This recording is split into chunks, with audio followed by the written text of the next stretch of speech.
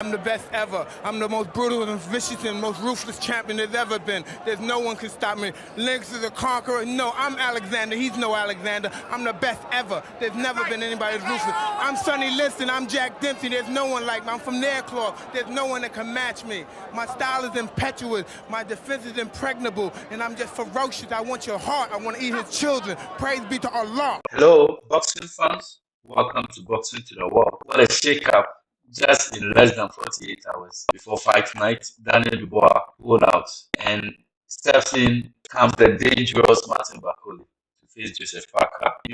How does this last minute switch change the dynamics of this fight? In my earlier analysis, I broke down how the fight was going to be between Daniel Dubois and Joseph Parker. But now with this change, let's break it down and see how it goes. This is going to be a very huge shift in fight preparation for Joseph Parker. Joseph Parker having trained for Daniel Dubois, who is a power puncher with a more predictable approach.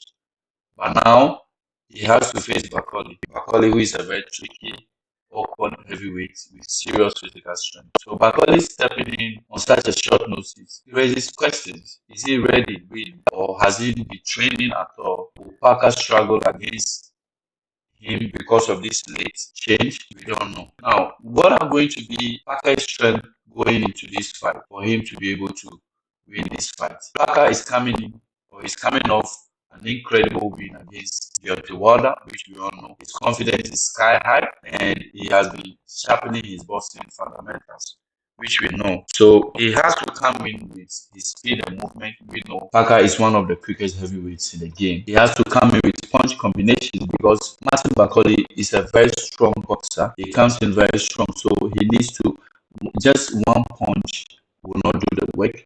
He has to come up with punch combinations. So when he lets his hands go, then he can overwhelm the opponents. He can overwhelm Martin Bakole. And then his experience at the top level boxing will also come in to save him.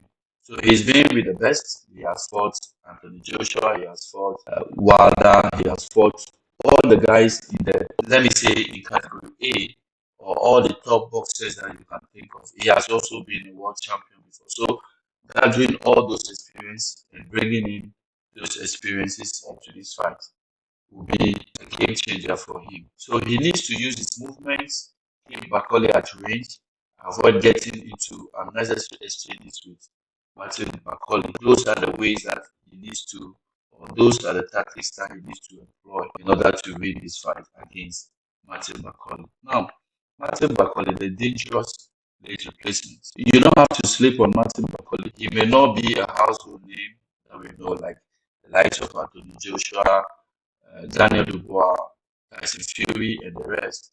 But he's one of the most avoided heavyweights. He even takes delight in calling himself one of the most avoided heavyweights ever. Now, what are his key strengths?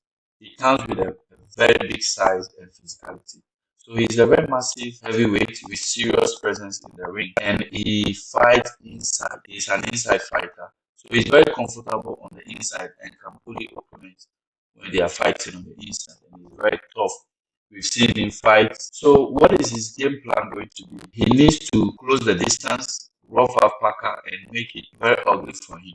So he needs to make this fight a very ugly fight. Try to employ some of the bad tactics in the game, and then he will be good to go. Now, what are the keys to victory for these two fighters? For Parker, on the side of Parker, I think he needs to stay mobile, use his jab, and stick a move. So he needs to avoid trading with Bakole in close range. He needs to use his distance and use lateral movements in the ring. His footwork needs to be on point, and then he'll be cruising to victory on point. But if he tries to knock out Martin Bakole, then it's going to be a very bad or a very tough night for Joseph Parker.